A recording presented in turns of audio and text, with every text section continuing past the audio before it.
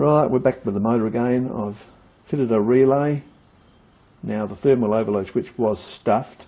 When I measured it, it had huge resistance and yeah, it was buggered. But also it turns out that the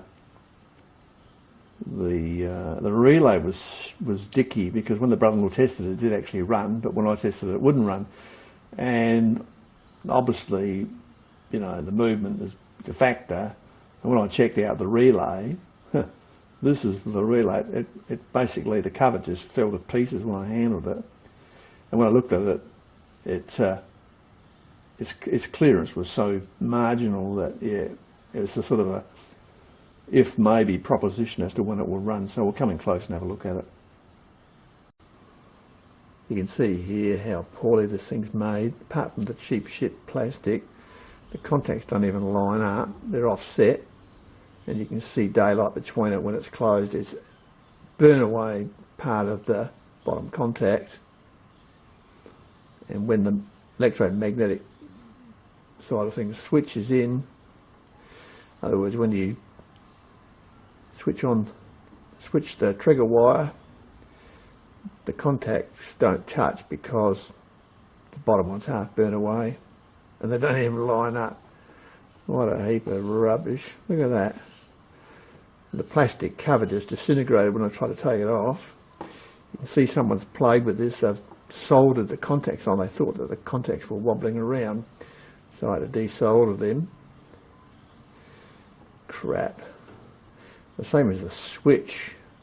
The switch in the unit, all the contacts were wobbling around, so I put another switch in, and I'll show you the replacement unit I've put in to swap over this useless piece of rubbish. Right, as you can see here what I've done, I've put in a replacement relay that I had laying in the drawer. It's an old one. It's a 40 amp one, that one. And basically it's 4 terminals. 2 of them are the feed switch, so it's feed in, a switch, and a feed out. And then the other 2 are, on the other side, horizontally opposite, are the ones that activate the relay. So when you switch, the switch takes a low current and it energizes the electromagnetic coil. Let's have a look. That's the coil there. It energizes that and it activates the switch, which carries the main voltage. So all the switching is external. All that your main switch on the unit does is just supply very low voltage. Small amount of voltage just to energize this. And as you can see, the wires are extremely small, so you know, doesn't need a lot. And the terminals take the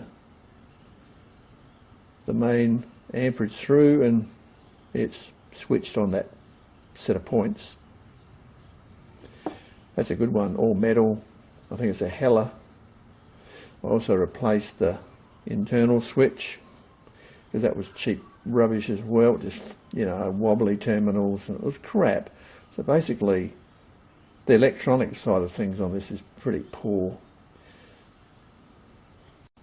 These pumps are actually pretty crude the way they're made. I mean, there's no cooling on the electric motor whatsoever, like zero, nothing. No fins, no fan internal, no fan external. So it just relies on sort of the heat coming off, and of course when it's got this crappy tin cover on, that stops the heat transfer even more. So I've left that off. At least you can feel the motor now and see how hot it's getting. But they really are crude, basic things. They could make them a lot better if they really wanted to do it. And just the addition of a simple fan would make things a lot better. I mean, if you look at any 3-phase motor, a 3-phase motor is also a sealed motor in most cases, but it's got fins cast into the body, so it gets, you know, convection cooling, and it's got an external fan on one end to blow the air across the fins. You don't get anything, you know. So the old excuse of, oh, you know, we're trying to keep the cost down. Well, really, how much would that cost you? And the whole thing is, these things only got a runtime of 20 minutes. Now, if you blow up your car tyres, your truck tyres, all 4 of them, you've been driving on sandy beach or something, and you're going to pump them up, you're going to be right on the bloody limit. So it'll be good for one vehicle only. So, you know, if, once again, put a fan on this and some cooling fins, the same as the head's got some pretty crude little fins on it. And the thing might be worth buying, you know, but they're all the same. They're all crap, really, the way they put them out. I mean, they could do a lot better. Well, there you have it. Just a quick update on how it all turned out. And at the end of the day, it's got the relay. The switch is not under any duress. It is pulling a full 24 to 25 amps without any load on it. So when the motor's actually pumping, yeah, I could see this thing going over 30 amps, no problem whatsoever. So, yeah, you definitely don't want to just run it through the switch. You're going to have meltdown for sure. And that relay is 40 amp, so that'll handle that quite easily. All right, that's it from me. Hope you found it interesting. See you next time. Cheers.